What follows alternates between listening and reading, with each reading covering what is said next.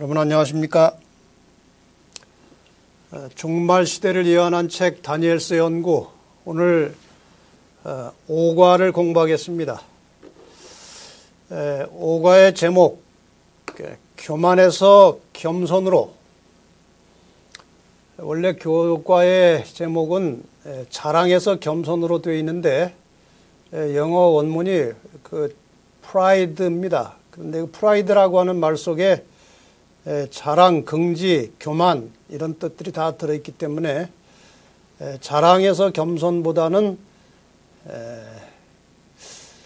교만에서 겸손이라고 하는 것이 조금 더 나을 것 같습니다. 이번 과는 아주 매우 교만했던 바벨론 왕 느부갓네살이 특이한 경험을 통해서 겸손을 배우고 하나님을 높이고 찬양하게 된 아주 특이한 이야기입니다. 이번 과의 내용을 한마디로 말하면 모든 인간은 하나님 앞에서 겸손하라는 것입니다. 기억절을 한번 보겠습니다. 참으로 크도다 그의 이적이요 참으로 능하도다 그의 놀라운 일이요 그의 나라는 영원한 나라요 그의 통치는 대대에 이르리로다.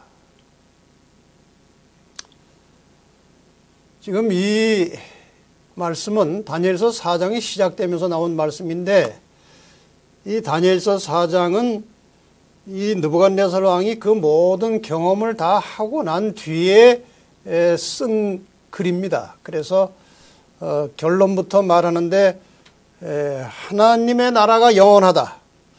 하나님의 통치가 대대에 이를 것이다. 그는 참 능하신 분이다 하고 하나님을 찬양함으로 이 다니엘서 4장이 시작됩니다. 이 교만이라고 하는 것은 참 인간에게 뿌리 깊은 죄입니다. 어린 아이도 이 교만심이 있고 나이가 아무리 많이 들어도 이것이 그렇게 뿌리가 뽑히지 않는 참으로 기이한 죄입니다. 제가 인턴 초기에 목회 인턴 초기에 지방의 어느 한 자그마한 교회에 가서 전도회를 하게 되었습니다. 전도회를 다 마치고 전체 사진을 찍는데 거기 뭐 한 5살, 6살 정도 된 아이가 하나 자꾸 왔다 갔다 하고 있었어요. 그랬더니 그 아버지가 아주 그 장로님인데 엄한 분이에요. 그 아이 이름을 부르면서 야 저로 가 그랬어요. 그랬더니 안 가는 겁니다. 끝까지 안 가요. 그래서 강제로 이제 그 아이를 이렇게 데리고 나왔고 사진은 찍었는데 나중에 그 아버지가 물었대요. 이 아이가 평소에 그런 아이가 아닌데 왜 그 아버지 말을 안 들었을까 그 자리에서. 그래서 왜 그랬냐고 물었더니 왜 사람 많은 데서 나를 망신을 줬느냐. 그래서 나도 화가 나서 그랬다고 그러더래요.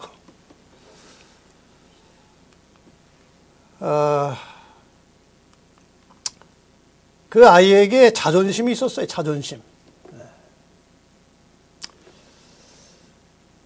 이 자존심은 또 때로는 이 자만심이라고도 합니다. 자만심.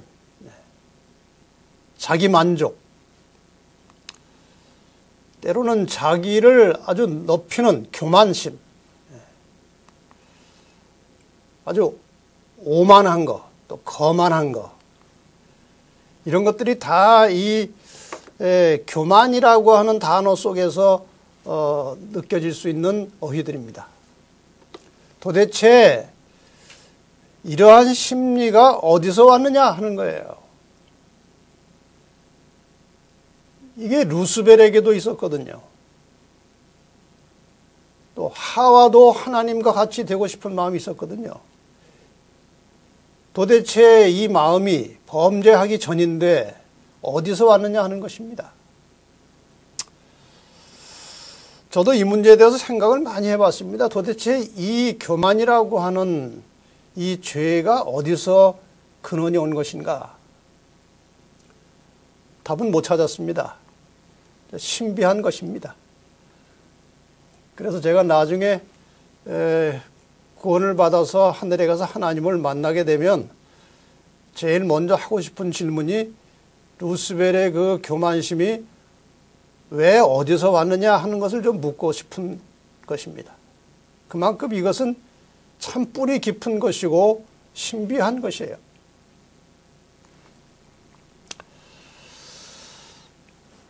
자, 보신 대로 이제 이 다니엘서 4장은 느부갓네살 왕의 아주 매우 특별한 이야기입니다. 이 느부갓네살 왕은 40년 이상 바벨론을 통치하면서 그 나라를 아주 부강하고 화려한 나라로 만들었습니다.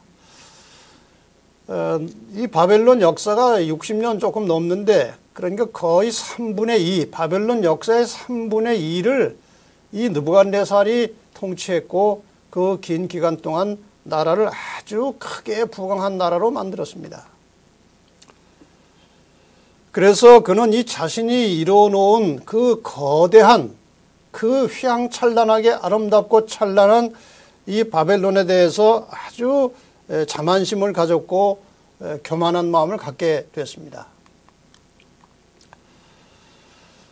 하나님께서는 그를 낮추시고 하나님께 영광을 돌리도록 하기 위해서 그가 갑자기 짐승처럼 되어서 7년을 살게 하셨습니다. 7년 후에 그는 다시 정상인으로 돌아와서 왕위를 회복하고 하나님을 찬양하게 됩니다. 그가 여러 차례 하나님 앞에 굴복하여 겸손해질 수 있는 기회가 있었지만 이 교만심이 치료가 되지 않았습니다. 좀 전에 말씀드린 대로 인간의 교만심이라고 하는 것은 그만큼 고쳐지기가 쉽지 않은 것입니다. 이것은 지금도 동일한 위력으로 오늘을 살아가는 그리스도인들에게 도전하고 있는 참 심각한 문제이기도 하지요. 하늘에서 하나님 주변에서 하나님을 시중들던 이 천사장 루스벨도 이 교만심 때문에 하나님께 반역했고 하늘 궁정에서 쫓겨났습니다. 이사야 14장 13절과 14절에 보면은 두로 왕을 비유로 해서 이 루스벨의 마음을 이렇게 표현하고 있습니다. 그 당시 루스벨의 마음이지요. 내가 내 마음에 이르기를 내가 하늘에 올라 하나님의 무별 위에 나의 보좌를 높이리라. 내가 하늘에 올라 나의 보좌를 높이겠다. 내가 북극 지폐의 산 위에 좌정하리라. 가장 높은 구름에 올라 지극히 높은 자 하나님과 비기리라 하도다. 이것이 그 당시 천사장 루스벨의 마음속에 있었던 정신입니다. 결과적으로 그는 하늘로부터 쫓겨났습니다. 이러한 이 교만심, 피조물의 이 교만심에 대해서 오늘 제 5과에서 공부를 하려고 합니다. 일요일 소지 들어가서 제목은 이는 큰 성 바벨론이 아니던가. 좀 전에 말씀드린 대로 다니엘 4장의 이야기는 느부갓네살 왕이 경험했던 지나간 이야기를 왕이 직접 기록해서 백성들에게 전한 내용이죠. 왕이 아주 편안하게 태평 세월을 누리던 어느 날에 꿈을 꾸게 됩니다. 꿈속에 아주 매우 크고 울창한 나무가 갑자기 잘려져 나가고 그 밑둥지, 구루터기만 남게 됐는데 그것들이 짐승들과 어울려 7대를 지난다. 그런데 이 해석을 할 수가 없는 것입니다. 다니엘 2장에서는 아주 꿈 내용까지 잊어버렸는데 이번에는 꿈 내용은 알고 있지만 그 왕궁의 박수나 술객들에게 아무리 얘기를 해도 해석을 못합니다.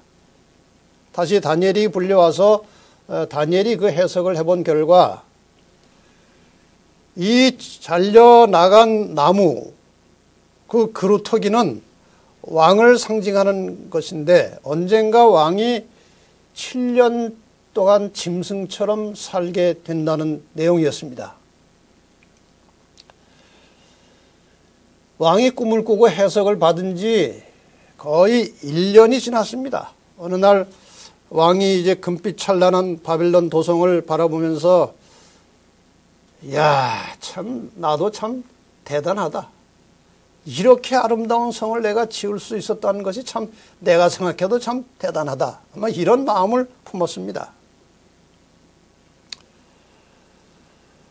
그 순간 그런 마음을 아주 극도의 교만한 마음을 갖는 순간에 그의 왕위가 떠나가고 갑자기 짐승의 마음을 갖게 되어서 들에 나가서 소처럼 풀을 뜯으면서 7년을 살게 됩니다.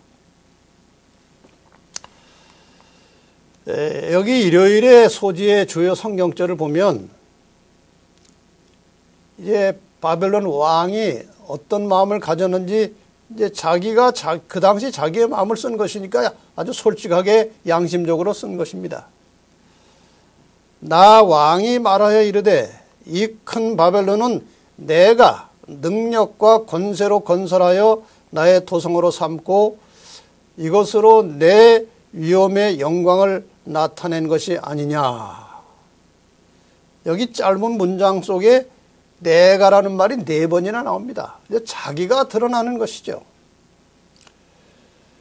이렇게 자기를 극도로 높이고 있었을 때에 하늘에서 소리가 내려와서 느부갓네살 왕에게 이렇게 전했습니다. 나라의 왕위가 내게서 떠났느니라. 이 말과 함께 느부갓네살은 갑자기 정신에 이상이 왔습니다. 사실 이 바벨론은 고고학 발굴에 의하면 굉장한 성입니다. 잠깐 살펴보시면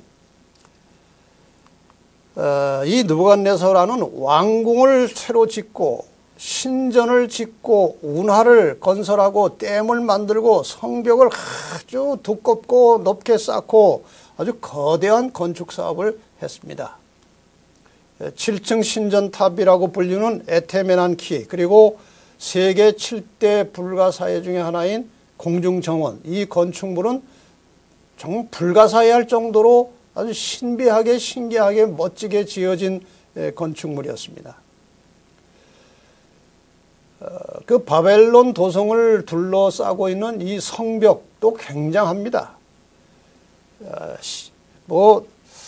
통계마다 조금씩 그 기록마다 차이가 있습니다만은 길이가 17km, 벽 두께가 26m, 두께가 26m니까 그 높이는 비례해서 얼마나 높겠습니까? 높이가 97m라고 되어 있습니다. 참 어마어마한 성입니다.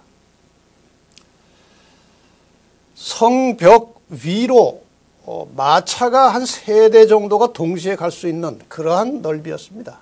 참 대단한 건축물이죠. 궁이 3개가 있었는데 남쪽에 있는 궁의 이 중앙 대형 홀은 크기가 가로 17m, 세로 52m, 높이가 18m. 그 당시로서는 어마어마한 궁전이었습니다. 그 홀 하나만 그렇다는 것입니다. 이렇게 참 엄청난 일을 해놓고 자만심, 자고심을 갖게 되었을 때에 하나님께서 그를 낮추셔서 고치시는 이야기입니다. 자, 이제 월요일로 넘어가겠습니다. 이 월요일 소지는 이제 선지자의 경고라고 되어 있는데 사실 이제 꿈을 해석하면서 다니엘이 왕에게 그 엄청난 징벌이 이 왕에게 임하지 않을 수 있도록 사실 어느 정도 경고를 했습니다. 이 꿈 이야기를 들었을 때 다니엘은 참 어안이 벙벙했다고 그랬습니다. 이 그루터기, 이 잘려져 나간 큰 나무가 잘려져 나가고 바닥에 남은 이 그루터기가 왕을 상징하는 것이었습니다. 그래서 이 왕의 미래의 운명을 내다보고 다니엘은 얼마 동안 놀라 벙벙하며 마음이 번민하여 하는지라 차마 이 꿈 해석을 왕에게 하기가 아주 난처했습니다. 왕이 그에게 말하 이르기를 벨드사사라 너는 이 꿈과 그 해석을 인하여 번민할 것이 아니니라. 너 왜 그렇게 고민하고 있느냐? 그냥 이야기하라. 다니엘이 다시 대답을 하기를 아주 꿈을 해석하기도 전에 내 주여 그 꿈은 왕을 미워하는 자에게 응하기를 원하며 그 해석은 왕의 대적에게 응하기를 원합니다. 제가 해석은 하겠지만 이것이 왕에게 임하는 것을 저는 솔직히 원치 않습니다만은 솔직하게 말씀을 드릴 수밖에 없습니다. 그런 내용이겠죠. 그래서 이제 꿈 이야기를 다 한 다음에 해석을 다 한 다음에 그런즉 왕이시여 내가 아뢰는 것을 받으시고 제가 지금 드리는 이 조언을 잘 좀 받아주셔서 공의를 행함으로 죄를 사하고 가난한 자를 긍휼히 여김으로 죄악을 사하소서. 그러니까 죄 용서함을 받으라는 것입니다. 공의를 행함으로 또 가난한 자를 긍휼히 여김으로 그동안 왕께서 저지른 죄의 용서를 받으시라 그런 말이죠. 그리하시면 왕의 평안함이 혹시 장구하리이다. 이렇게 해서 이제 꿈 해석도 알려주었고 이 꿈이 왕에게 성취되지 않을 수 있는 길도 가르쳐 준 것입니다. 자, 이 바벨론 왕이 무슨 죄입니까? 어떤 죄를 지었길래 이렇게 참 정말 특이하고 끔찍한 징벌을 받았습니까? 우선 자신을 과시하기 위한 바벨론 도성을 건축하기 위해서 수많은 사람들을 노예처럼 부렸고 많은 사람들이 그 성을 짓다가 다치고 죽었습니다. 그런데 왕은 그 일을 계속했죠. 더 나아가서 그 바벨론 성 건축을 위해서 백성들의 수많은 재산을 세금으로 거둬들였든지 어쨌든 탈취했습니다.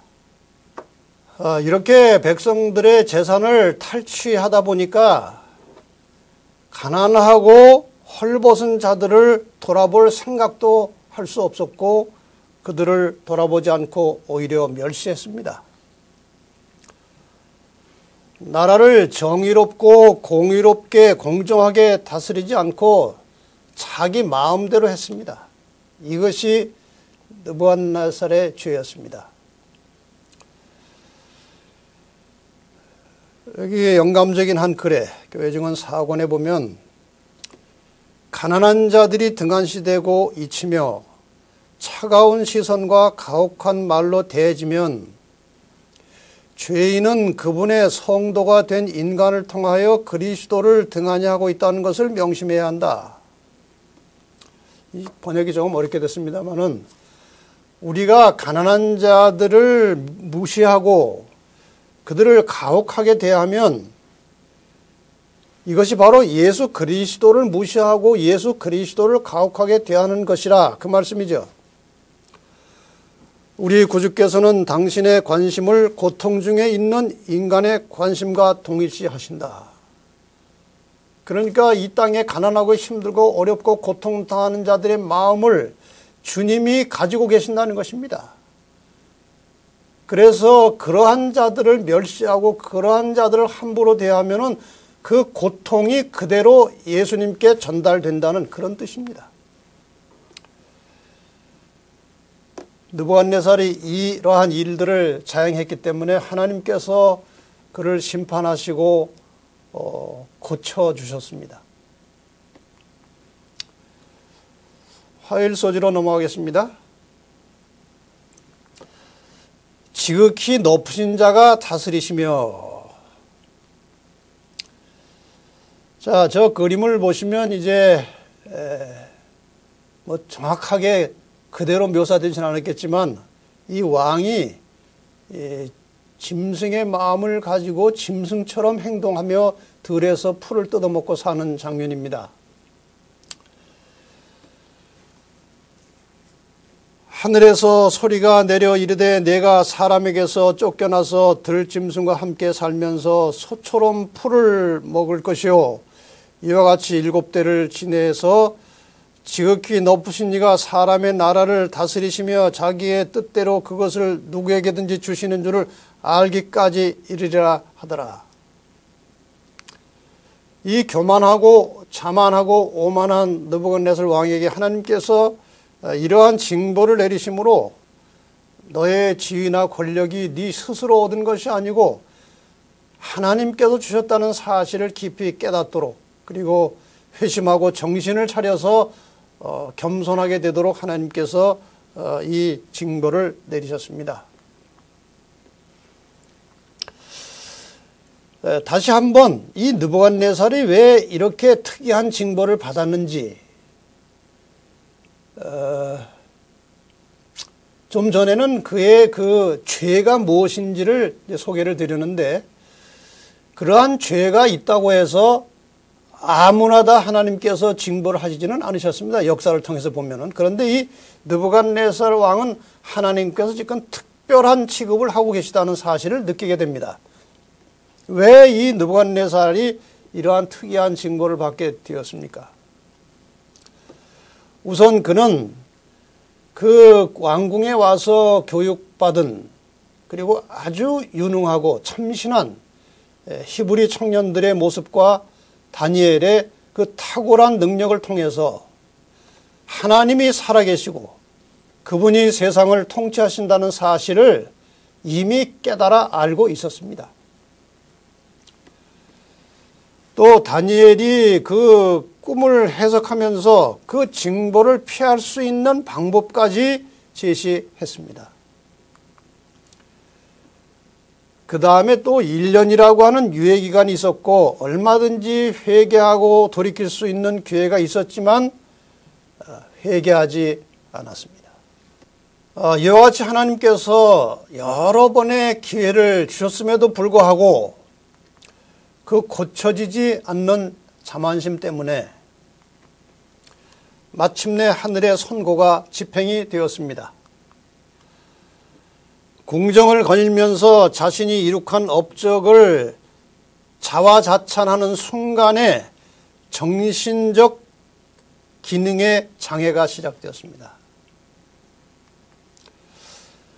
의학적으로도 이러한 질병들이 있다고 합니다. 난광병, 자신을 일이라고 하는 짐승처럼 여기는 그런 정신병도 있고, 동물화 망상, 이것은 자신을 동물이라고 생각하는 망상에 사로잡히는 병입니다. 또 한 가지는 종족 불쾌증, 자신의 몸이 다른 종의 육체를 가졌다는 느낌입니다. 이것도 하나의 질병이라고 합니다. 이러한 질병이 느부갓네살 왕에게 이제 시작되었다는 것이죠. 참 신기한 일입니다. 어떻게 이런 일이 있는지. 그런데 신약에서도 교만하다가 갑자기 죽은 왕이 하나 있습니다. 그것이 바로 헤롯입니다. 헤롯도 아주 갑작스럽고 이상하게 죽었어요. 사도행전 12장에 그 이야기가 나옵니다. 헤롯이 나를 택하여 왕복을 입고 왕위에 앉아서 백성들을 효유한데, 그러니까 이 백성들에게 아주 멋진 연설을 지금 했습니다. 백성들이 크게 부르되 이것은 신의 소리요 사람의 소리가 아니라 하거늘. 그래서 아주 한껏 교만해졌습니다. 백성들이 자기를 신처럼 생각하는 그 반응을 보고 아주 우쭐해졌습니다. 헤롯이 영광을 하나님께 돌리지 아니하는 고로 주의 사자가 곧 친히 충이 벌레가 먹어서 죽으니라. 신기한 죽음이에요. 그 교만이 극도에 달했을 때 하나님께서 징계하시는 장면입니다. 자, 이제 느부갓네살이 이제 그러한 모습으로 7년을 다 살았습니다. 때가 되었습니다. 성경은 아주 정확하게 성경의 예언이 성취됩니다. 하늘을 향해서 눈을 들었다. 이제 드디어 정신이 돌아왔습니다. 느부갓네살 왕이. 그 기한이 참에, 그 7년이라고 하는, 7대 7년이라고 하는 기한이 참에 나 느부갓네살이 하늘을 우러러 보았더니, 여기 지금 때라고 하는 말을 자꾸 7대를 7년으로 설명하고 있는데 이것은 매우 성서적입니다. 나중에 다니엘 7장 공부할 때에 좀 상세하게 배경을 설명을 드리겠습니다. 선지자 왕책에 보면 7년간 느부갓네살은 그의 모든 신하들에게 놀라움이 되었다. 7년 동안 그는 온 세상 앞에 천하게 되었다. 그 후에, 그 7년이 지난 후에 그의 이성이 회복되었고 겸손히 하늘의 하나님을 바라보고 자기를 징벌하신 하나님의 손길을 인정하였다. 그는 자신의 죄악을 인정했고 하나님의 크신 은혜로 회복된 것을 대중 앞에 선언하였다. 자, 이 느부갓네살 왕은 자기가 어떤 마음을 가졌다가 이렇게 짐승처럼 됐는지 다 압니다. 그 다음에 짐승처럼 사는 동안의 의식은 없었을지 모르지만 이제 7년이 찼을 때 정신이 돌아오고 나서 자기 지난날의 모든 죄를 인정하고 회개할 뿐만 아니라 자기를 그렇게 징계하신 하나님께 오히려 찬양하고 영광을 돌리는 겸손한 왕이 되었습니다. 여기서 우리가 한 가지 생각해 볼 문제는 이겁니다. 느부갓네살 왕이 그렇게 짐승처럼 되어서 들에 나가서 7년을 사는 동안에 그러면 이 바벨론을 누가 통치했느냐? 왜 그런 짐승처럼 된 왕을 그냥 살려두었느냐? 이런 의문이 생깁니다. 이 당시 메소포타미아 지역에 미신이 있었는데 어떤 미신인가 하면은 정신질환자에게 해를 끼치면 그 질환을 가져온 악령에게 해를 받는다는 그런 미신적 생각이 있었기 때문에 왕을 죽이지 못했다는 것이고, 그 다음에 그 공백기간 7년은 그 왕의 아들 에윌 모로닥이 아마 섭정을 했을 것이다. 이렇게 해석하고 있습니다. 마침내 느부갓네살 왕은 하나님을 깨닫고 겸손을 배울 수 있게 되었는데 사수생입니다. 4번의 기회를 통해서 마침내 겸손을 제대로 배웠다는 것이죠.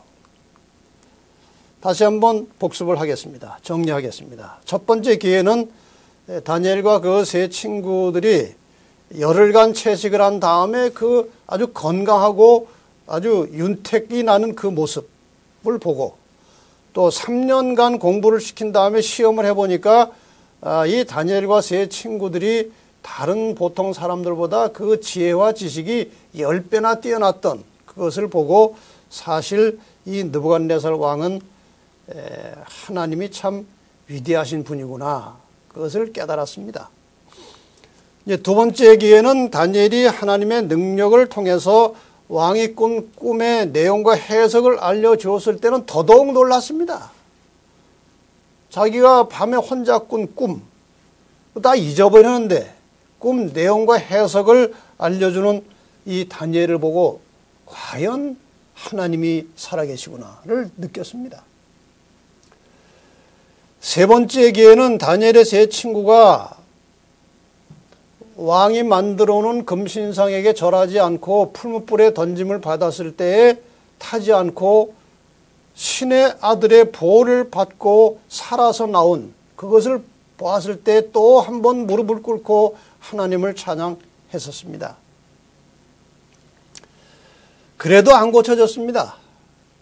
네 번째, 이 교만심 때문에 갑자기 왕위를 잃어버리고 7년간 짐승처럼 산 후에야 하나님 앞에 굴복하고 겸손한 왕이 되었습니다. 우리가 이 이야기를 통해서 배워야 될 매우 중요한 교훈이 있습니다. 이런 그림을 잘 보시면 여기 호미가 하나 있고 큰 삽, 세 사람이 이제 힘을 모아서 사용하는 가래라는 것이 있습니다. 우리나라 속담에 호미로 막을 것을 가래로 막는다 이런 말이 있죠.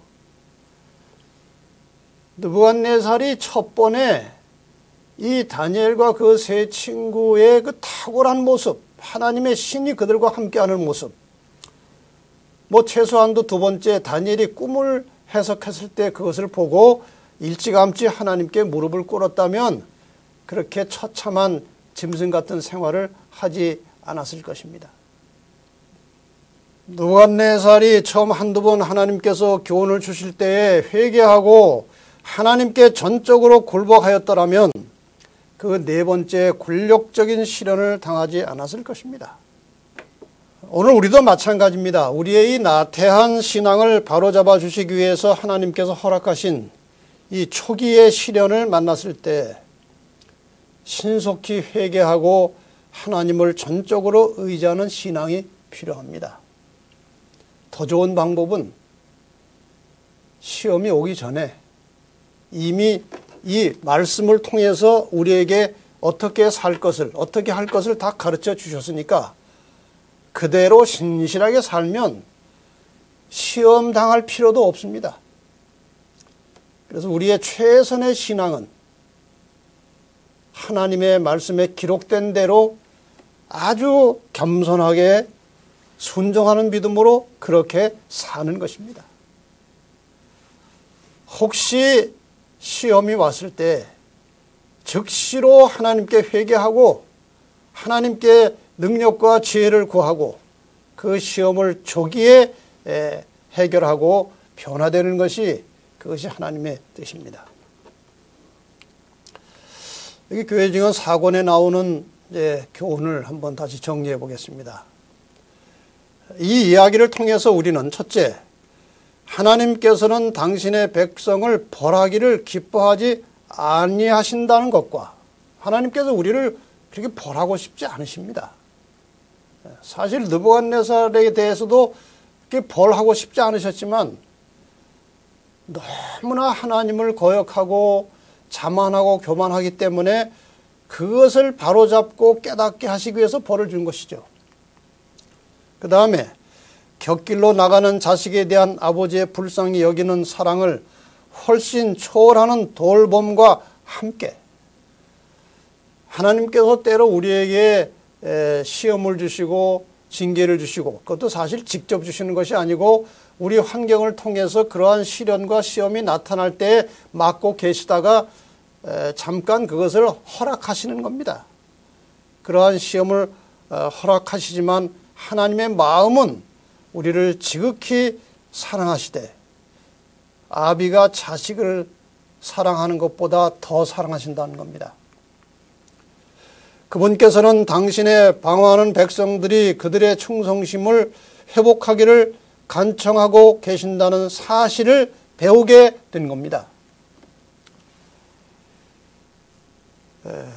하나님께서 이 느부갓네살 왕을 이렇게 치리하시는 과정을 보면서 하나님이 얼마나 사람을 사랑하시고 그들이 바로 살기를 원하시고 또 그들이 정말 하나님과 긴밀한 올바른 충성심의 관계를 가지고 살도록 하나님이 원하시는데 그렇게 되지 않을 경우라 할지라도 하나님께서 어떤 시험을 허락하심으로 그들을 다시 회복시켜서 하나님의 자녀가 되게 하는 것이 하나님의 마음의 소원임을 우리로 하여금 깨닫게 해 주십니다. 목요일 소지는 겸손과 감사의 정신입니다. 여기 성경절 다니엘서 4장 37절에 보면 그러므로 지금 나 느부갓네살은 하늘의 왕을 찬양하며 칭송하며 경배하노니 그의 일이 다 진실하고 그의 행하심이 의로우심으로 교만하게 행하는 자를 그가 능히 낮추심이라. 이제 알았습니다. 자기가 왜 그렇게 징계를 받았는지 느부갓네살이 다 알았습니다. 또 하나님의 마음도 이해했습니다. 내가 하도 말을 안 듣고 고쳐지지 않으니까 이렇게 아주 극적인 경험을 통해서라도 나를 바로잡아 주시고 회개케 하시고 하나님의 자녀로 삼아 주시기 위해서 그렇게 했다고 하는 하나님의 마음도 이 느부갓네살이 이제 알았습니다. 그래서 이제 하늘의 왕을 찬양하고 칭송하고 경배한다고 토로했습니다. 느부갓네살 왕은 이 4장의 내용을 보면 진정으로 회개한 것 같습니다. 첫째, 그의 교만함과 정신병을 겸손하게 아주 솔직하게 인정하고 하나님이 여기에 개입되었다는 사실을 시인했습니다. 그 다음에 그의 그 경험은 사실 아주 감추고 싶은, 알리고 싶지 않은 아주 인간적으로 부끄러운 경험이지만 솔직하게 글로 다 기록에 남겨놓고 그거를 또 백성들에게 다 공포하고 알려서 백성들도 하나님을 신뢰하고 하나님께 굴복할 것을 요청한 것을 보면 이 왕의 회개는 진정한 회개였습니다. 더 나아가서 인간은 아무것도 아니고 세상의 권력은 무상한 것이고 오직 하나님만이 인류의 통치자이심을 고백하는 이러한 모습을 통해서 이 왕은 진정으로 회심하고 회개하고 뿐만 아니라 고쳐진 자신의 모습을 만천하에 증거하게 되었습니다. 이 청년에게 보내는 기별에 기록된 교훈의 말씀을 잠깐 보겠습니다. 하나님이 어떤 분이시며 하나님이 우리들에게 요구하는 것이 무엇인지에 대한 명확한 개념을 가질 때에 인간은 전적으로 겸손하게 된다. 인간이 자꾸 교만한 것은 하나님이 어떠한 분인지를 잘 모르기 때문에 혹은 알았다 할지라도 잊어버리기 때문에 교만해진다는 것이죠. 거룩한 말씀을 바르게 연구하는 자는 인간의 지능이 전능한 것이 아님을 깨닫게 될 것이다. 이 말을 바꿔 말하면 이 하나님의 말씀을 연구해서 깊이 깨달으면 깨달을수록 인간이 아주 미미한 존재라는 사실을 알게 될 것이고 겸손해진다는 말씀입니다. 하나님 외에는 아무도 줄 수 없는 도움을 의뢰하지 않는다면 인간의 힘과 지혜는 허약과 무지뿐임을 깨닫게 될 것이다. 참 하나님이 함께하지 않는 인간에게는 한계가 있는 것입니다. 정말 아주 한정된 지식 가지고도 굉장히 지식이 많은 것처럼 잘난 척을 하고 하나님께서 만들어 놓으신 이 천지 만물의 우주 가운데서 아주 조그마한 것 하나를 이렇게 분석해서 깨달은 것 가지고 박사학위도 주고 노벨상도 주고 그게 하나님께서 보실 때는 아무것도 아니고 별것이 아닙니다. 그래서 우리가 하나님을 믿으면서 하나님이 아니면 어느 누구도 도와줄 수 없는 그러한 하나님의 능력과 도우심을 날마다 의지하고 살 때에 우리 마음속에 진정한 평강이 오는 것이고 마음에 감사와 기쁨이 넘치게 될 것이고 창조주 하나님을 찬양하게 될 겁니다. 그래서 인류 역사의 마지막에 보내시는 이 메시지, 요한계시록 14장에 나오는 세 천사의 기별 중에 이 첫째 천사의 기별이 무엇입니까? 그가 큰 음성으로 가로되 하나님을 두려워하며 그에게 영광을 돌리라. 인간이 어떤 일을 성취했든지 간에 그것 가지고 자랑하지 말고 이 모든 천지와 우주 만물을 창조하신 창조주 하나님께 영광을 돌리라는 메시지입니다. 그래서 주님께서 재림하시기 전에 온 인류가 더 나아가서 하나님을 믿고 재림을 기다리는 성도들이 가져야 할 매우 중요한 성품 중에 하나는 겸손입니다. 그리고 하나님께 영광을 돌리는 것입니다. 내가 가지고 있는 것이 무엇이든지 간에, 내가 알고 있는 것이 무엇이든지 간에, 내가 성취한 것이 무엇이든지 간에 그 모든 것을 가지고 나를 창조하시고 나를 통해서 역사하시고 일하시는 하나님께 영광을 돌리는 것입니다.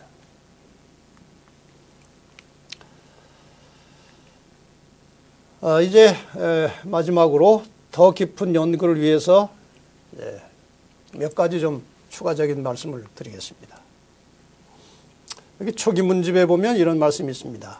만일 교만과 이기심만 버린다면 대부분의 문제들은 5분 내에 해결될 수 있을 것이다. 이 교만과 이기심, 이것이 인간의 모든 죄된 생각과 죄된 행위들을 유발시키는 죄의 뿌리 속에 이 두 가지가 있습니다. 그래서 이 두 가지만 버리면 싸울 일이 아무것도 없습니다. 직원회 하다가 다툴 일이 없습니다. 교회 안에서 분쟁이 있을 것이 없습니다. 교만과 이기심 때문에 그 모든 것들이 나타나는 겁니다. 근데 이 서두에 좀 말씀드린 대로 이 교만심이라고 하는 것이 뿌리가 너무 깊어요. 루스벨부터 시작되었습니다. 루스벨도 자기를 높이고자 하는 교만심이 있었습니다. 그런데 피조물 루스벨은 이렇게 교만했는데 창조주 예수님은 겸손하셨습니다. 그래서 이 땅에 그 높으신 분인데 낮은 자리에 내려오셨어요. 여러분 한번 상상해 보세요. 창조주 하나님이신데 그 예수님이 이 땅에 마구간의 아기로 나오셨습니다. 빌립보 2장 7절 8절에 보면은 그는 원래 하나님이신데 말이에요. 오히려 자기를 비워 종의 형체를 가져 사람들과 같이 되었고 사람의 모양으로 나타나셨음에 자기를 낮추시고, 루스벨은 자기를 높였고 하나님은 자기를 낮추셨습니다. 결과가 무엇입니까? 교만의 결과는 죄와 사망을 가져왔습니다. 이게 교만에 뿌려놓은 씨앗 때문에 이렇게 나타나는 것입니다. 예수님의 겸손은 이 죄가 용서되고 다시 영원한 생명을 얻는 그런 열매를 맺었습니다. 이 교만과 겸손이 이렇게 중요한 것입니다. 근데 참 놀라운 것은 아직 죄의 때가 묻지 않았던 하와도 교만심이 있었다는 거죠. 선악과에 가까이 왔을 때 뱀 속에 사단이 들어가서 하와를 미혹했습니다. 너 하나님이 이 실과 동산나무 실과 다 먹지 말라 그러더냐? 말이 좀 길어졌습니다. 뭐 다 먹지 말라고 한 게 아니고 요 선악과를 먹지 말라고 한 거예요. 그건 만지지도 말라고 그랬어. 이렇게 대화가 길어지면서 이게 뭔가 이렇게 소통이 되었습니다. 그때 이 사탄이 한 말이 무엇입니까? 너희가 그것을 먹는 날에는, 이 선악과를 먹는 날에는 너희 눈이 밝아져서 하나님과 같이 되어 선악을 알 줄을 하나님이 아심이니라.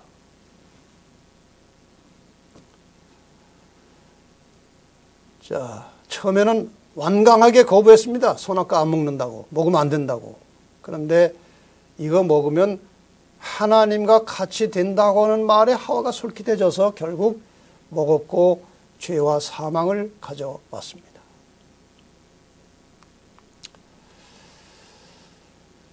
한 번은 예수님의 제자들이 예수님과 함께 이 가버나움이라고 하는 곳에 가고 있었습니다. 근데 예수님이 저 앞에 가시고 제자들이 조금 걸음을 늦춰 뒤에 이제 자기들끼리 가면서 조금 전에 그 변화산에 있었던 그 경험, 베드로와 야고보와 요한만 데리고 이제 그 산에 올라갔던 그 사건이 있었기 때문에 아주 심기가 불편했습니다. 이 9 제자들이. 그래서 이제 가버나움으로 가는 도중에 예수님은 좀 앞서가시고 이 제자들이 뒤에서 이런저런 이야기를 했는데 예수님이 다 아시죠. 무슨 얘기하는지. 그래서 이제 가버나움에 도착한 다음에 이제 집에 들어가서 예수님 물으셨습니다. 너희가 노중에서 서로 토론하는 거 뭐냐? 아무 얘기도 안 했어요. 왜? 누가 크냐 하고 쟁론했어요. 누가 높으냐? 너희 세 사람 거기 예수님이 따로 데리고 갔는데 너희들이 뭐가 잘나서 예수님이 거기를 데리고 갔냐? 사전에 뭐 약속이 있었냐? 그게 또 안 좋은 것은 압니다. 그래서 뭐 했냐고 하니까 가만히 있었어요. 이게 오늘 우리들도 늘 이런 것에 시험을 당하고 있죠. 뭐 예를 들어서 그 연초에 이제 직원 명단이 잘 만들어져 가지고 이렇게 발표를 했는데 어떻게 컴퓨터에 미스가 나가지고 장로님 이름이 하나 빠진 거예요. 근데 그 이름 빠진 게 뭐 고의로 한 것도 아니고 그거 대단한 것도 아닌데 그 이름 빠진 거 가지고 또 논쟁이 되고 불화가 일어날 수도 있어요. 근데 뭐 이렇게 또 교회 큰 일을 한 다음에 수고하신 분들 또 이렇게 목사님이 나와서 이 사람 칭찬하다가 또 아주 중요한 일을 한 사람인데 이름이 빠졌어요. 그럼 속으로 말이에요. 아주 섭섭해가지고 교회도 안 나오려고 하고 말이에요. 이게 인간이에요. 여러분, 예수님께서 이 땅에 사시다가 하늘로 가시기 전에 몸으로 보여주신 매우 중대한 교훈은 제자들의 팔을 씻기면서 겸손하라고 가르친 것입니다. 겸손을 가르치고 가셨어요. 마지막 순간에 십자가에 돌아가시면서 희생이 무엇인지를 가르쳐 주셨어요. 여러분, 우리가 그리스도인입니다. 저나 여러분이나 그리스도인입니다. 그런데 주님하고는 너무나 그 정신이 거리가 멀어요. 주님은 겸손하셨고 희생하셨어요. 목숨까지 내주셨어요. 근데 우리는 교만하고 이기적이에요. 고질병이죠. 그러나 우리가 매일 날마다의 생활 속에서 주님을 닮기를 간절히 바라고 기도하고 성령의 지도를 받으면 이것이 조금씩 바뀌어서 에녹처럼 주님을 닮을 수 있다는 것입니다. 끝으로 겸손에 대한 성경의 말씀 몇 구절 읽고 마치겠습니다. 시편 149편 4절 여호와께서는 자기 백성을 기뻐하시며 겸손한 자를 구원으로 아름답게 하심이로다. 겸손한 자를 구원으로 아름답게 하신다 그랬어요. 잠언 3장 34절 진실로 그는 거만한 자를 비웃으시며 겸손한 자에게 은혜를 베푸신다. 겸손한 자에게 은혜를 베푸신다고 하셨습니다. 잠언 18장 12절에 마음의 교만은 멸망의 선봉이요 겸손은 존귀의 앞잡이니라. 계속 교만한 사람은 결국 망합니다. 그런데 계속 겸손한 사람은 결국 존귀하게 된다는 말씀이죠. 야고보 4장 6절에 하나님이 교만한 자를 물리치시고 겸손한 자에게 은혜를 주신다 하였느니라. 베드로전서 5장 6절 그러므로 하나님의 능하신 손 아래서 겸손하라 때가 되면 너희를 높이시리라. 우리가 이 땅에서 겸손한 마음으로 사람을 섬기고 하나님께 굴복하고 하나님의 말씀에 순종하며 살 때 마침내 우리는 하늘에 가서 하나님께서 온 우주의 높은 존재로 우리를 만들어 주실 것입니다. 여러분 그 영광스러운 날을 바라보고 이 땅에서 우리 모두 함께 겸손하게 사신 예수님의 발자취를 따라서 겸손하게 살다가 주님 가신 길을 따르며 살다가 그 겸손하셨던 주님께서 만왕의 왕으로 취임하신 것처럼 겸손하게 살아가던 그리스도인으로서 마침내 하늘의 왕자들이 되시기를, 하늘의 공주들이 되시기를 바라면서 오늘 교과를 마치겠습니다. 감사합니다.